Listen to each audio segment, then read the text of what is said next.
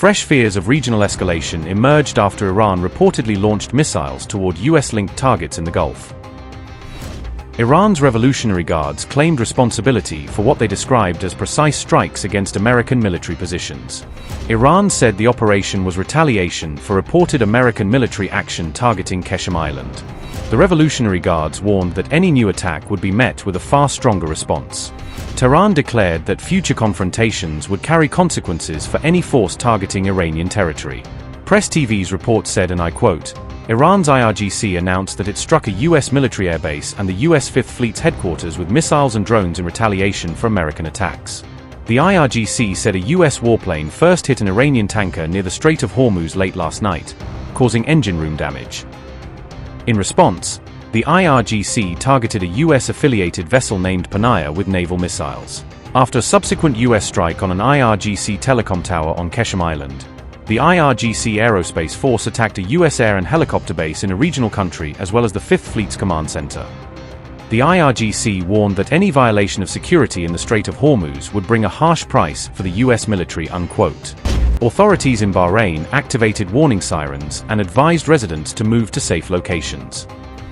American forces claimed they successfully engaged several incoming missiles and drones during the attack. CENTCOM statement read, and I quote, U.S. forces successfully defeated multiple Iranian ballistic missiles and drones, and conducted self-defense strikes on Qeshm Island in response to attempted attacks by Iran across the Middle East, June 2nd.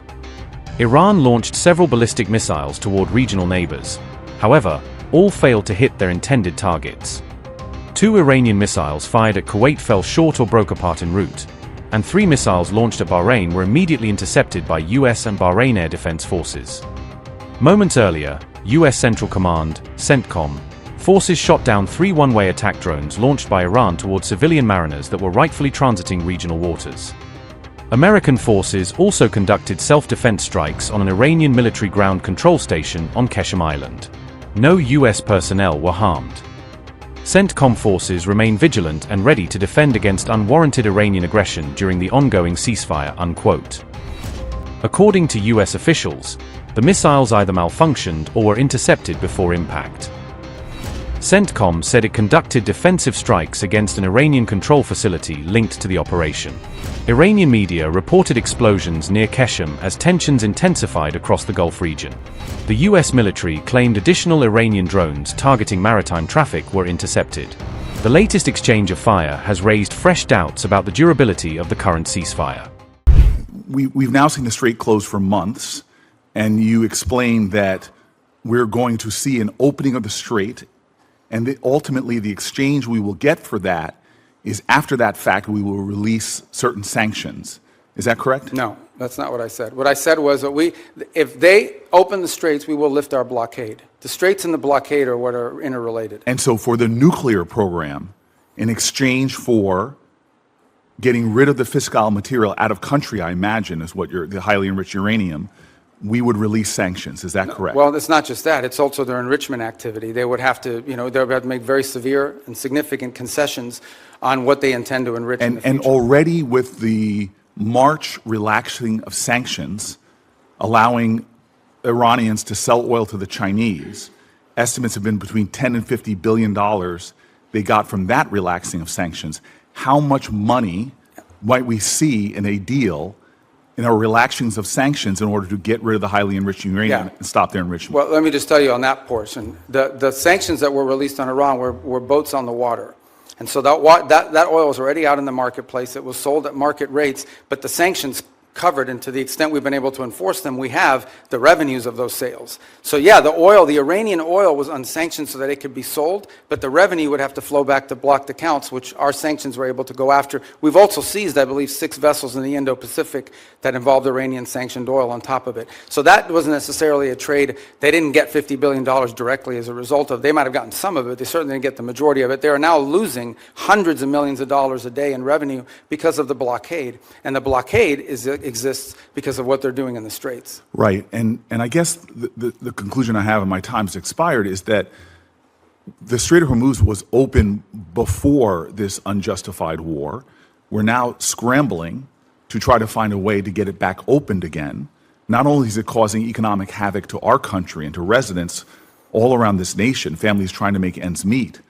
But you see on top of that, the Iranians finding ways to leverage that, as we allowed them to do with the Chinese for tens of billions of dollars. Yeah. No, so here we have a worse situation where our adversary and our enemy, who's causing havoc in the region, who is funding proxies and terrorists, has discovered, thanks to you all, the power of shutting down the Strait of Hormuz. No, they didn't discover. They knew that a long time ago, and they've done it before. Clearly, we all knew that a long time ago. That's why this ill-conceived war should have never happened. Yeah, but you have made our adversary in a stronger negotiating position. We are the strongest nation on the planet Earth, and we're in a stalemate with Iran. And now we're begging to get back into a deal that you all trashed in the first place. There's no one begging. I don't Clearly, know. this is a Senator Booker, your time's up. But Senator Rubio, since he's I do gone want to over, address you some can of these points because they go to the heart of the matter. No one's begging for anything here. The Iranians might be begging because their economy's losing hundreds of millions of dollars a day. That they are losing. Understand, Iran had street protests going on before all of this started. All of those factors, economic factors in Iran, are far worse today than they were 6 months ago when those protests were happening. They have hyperinflation, their currency's completely devalued, they're struggling to make payroll for their government workers. Iran is in a very serious situation, and if it was up to the political class there, and I understand everybody there is sort of radical in some way, but if it was up to the people that actually go to elections and wear the suits and you see on TV, they'd probably make a deal tomorrow. It's the issue they're facing is that the supreme leader and the IRGC Corps are a little bit more immune from those pressures until they can be convinced otherwise. And I think that's the direction that they're moving in, because the reality, I don't know where you're getting this perception that Iran is stronger. Iran has no navy left. They've lost a substantial percentage of their defense industrial base. That Iran has lost a substantial percentage of their missile launchers, and their economy is far worse today.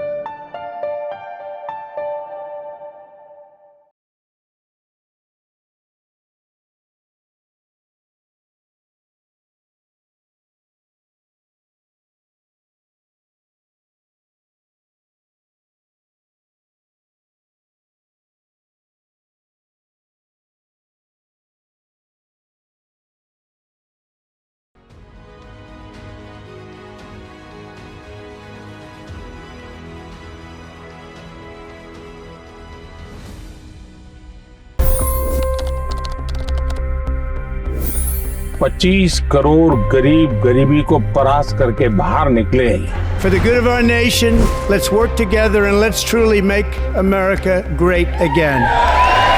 The fastest news breaks. Requested PM saying that look, you will have to speak to Putin and to Zelensky. The biggest news makers. The relationship with India is probably the most important bilateral relationship the U.S. will have for the rest of this century. The capital delivered quite an election result today. Expert analysis. The million-dollar question today is how to stop this dance of death. Ground reports. I'm standing at the crossroad of the Kumbh Mela. Behind me are more than 100 entry ghats. Long-form interviews. Exclusionary politics is reflected in Manipur case as well. You don't bother because this is a small state. Deep dive into burning issues. It's often said DRC could be the richest country in the whole world. It's because of what sits underneath. Why exactly did the US topple the Sheikh Hasina government? HT videos. We don't just break news, we break it down.